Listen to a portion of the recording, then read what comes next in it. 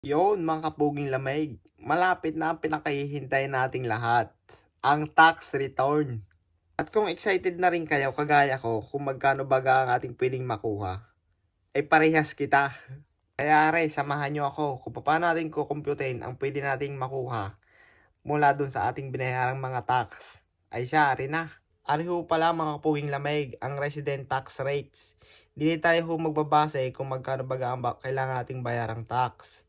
Bago pala tayo magko-compute ay inuunahan ko na ho kaya ako hindi ho accountant o kaya ay expert sa paggagarne. Ari base lang ho sa aking pagre-research. Alam niyo naman ho, Mr. Google tayo eh. Kita nyo gaho yung nasa ilalim ng taxable income na iyan. Diyan ho kayo magbabase kung saang criteria kayo papasok diyan. Kung sa 18,200 above ba ang kinita nyo sa loob ng isang taon o mas mababa pa doon. Pag ho pa lang inyong kinita ay 18,200 laang or below, lahat ho ng inyong binayad na tax diyan ay babalik ho sa inyo ng buong buo. Walang labis, walang kulang. Kaya ako doon sa mga dumating din sa Australia ng March, ikay tiba-tiba, halos lahat ng binayad yung tax ay babalik sa inyo. Basta di lang kayo lalagpas ng 18,200 ang inyong kinita simula nung March hanggang June. Yun ho palang taxable income na iyan at saka yung tax na ibinayad ninyo ay makikita niyo iyan sa inyong payslip. Yan ho palang payslip na yan is kalimiday sinesend naman sa inyong email eh. Tingnan nyo na lang. Kagaya na rin. Nakalagay din ay YTD gross income. Yun yung taxable income na inyong kinita sa loob ng isang taon na anong tawag doon? End of financial year. Yun yung tawag din eh. Tapos nakalagay yan YTD tax. Yan yung tax yung naibayad. Yun yun. Lipat naman ho tayo sa pangalawang criteria. Pag ikay kumita ng 18,200 pataas hanggang $45,000. Yun. Ang sabi ho diyan, ang magiging tax mo ay 19 cents for each $1 over 18,200. Ganito ho yan. Kunwari, ang iyong kinita sa isang end of financial year ay 33,200. Iles mo lang doon yung 18,200. Ilan natira? 15 mil. Yung 15 mil, i-times mo ng 0.19. Kasi nakasense yun, gagawin mong dollar eh. Kaya ita-times mo ng 0.9. Ilan ang sagot? Teka, yata yung kakalkulaang. Hindi ko alam eh. So, naikalkyo ko na. Ang sagot ay 2,850.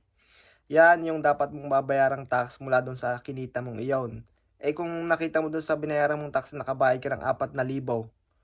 O di meron kang babalik sa iyo na 2,150. Hindi lang iyon. Kung ikay bumili pa ng mga gamit sa trabaho, sapatos, jacket, damit, basta gamit sa trabaho i-declare mo kasi iyon. Parang ibabalik din ng gobyerno iyon as tax return. Kaya ipunin niyo yung mga resibo nyo pinambili sa mga work related na iyon.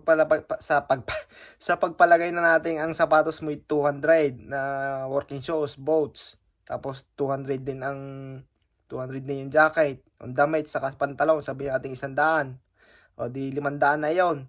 Ipa-plus mo yun dun sa 2,150 na ipabalik pa sa'yo ng gobyerno plus 500 o di may 2,650. Kasarap. Sana tama rin sabi kong aray. Shadow naman ho tayo sa pangalawang criteria. Ari ho yung mga malalakas kumayod. Ari yung mga 45,000 pataas hanggang 120,000 ang kinita sa loob ng isang taon. Kasarap ng mga pagaring trabaho. Sabi ho diyan, ang babayaran mong tax ay $5,092 plus 32.5 for each $1 over $45,000. Gari na. Sumasakit na kay ulo eh. Sabihin na natin mga kapuging lamig na kunwari ang kinita mo sa isang taon ay $58,000. I-minus mo diyan yung $45,000. Ang sagot niyan ay 13 mil, $13,000. Yung $13,000 times mo yung 0.325. Yun yung 32.5 cents. 0.325. Ang magiging sagot niyan ay teka muna, kakalkula ang O di ang sagot ay 4,225. I-plus mo diyan ngayon yung 5,092. Ang magiging sagot ay 9,317. Kung tama ako 9,317. Yun ang dapat yung babayarang tax. Ay kung nakabayad ka lang ng 8,000, ay ambunado ka pa ng 1,317. Kaya tingnan mo, baka hindi nakapagbayad ng tamang tax. Ano pala sa 120 pataas ang sinasahod? Ay dyan na ho kayo. Ay malaki naman ang sinasahod niyo. Ay hindi, joke lang. Halos parehas lang ho ng pag-compute yan doon sa pangatlong criteria. Ay sundan nyo na lang kung paano ang computation. Madali lang naman ho yan eh. Pinat na pinat lang sa inyo yan. May nakalagay ho pala dyan sa baba, nakalagay, kita nyo ga, yung 2% medical levy is not included. Ang mga international student ho naman, kagaya ho natin, ay hindi man ho tayo mandated, ay hindi tayo mandated, hindi naman po tayo parang eligible na magbayad ng gayaan sa mga, kaya kasi meron naman ho tayong health insurance, doon na natin binayaran iyon, kaya hindi na tayo kasali diyan. Siya, yun lang ho mga kapuwing lamig. Sana ay may na-share ako. Sana ho'y tama rin sabi kong are. Pakisabi na rin ho diyan kung may mali akong nasabi para mai-correct ho natin.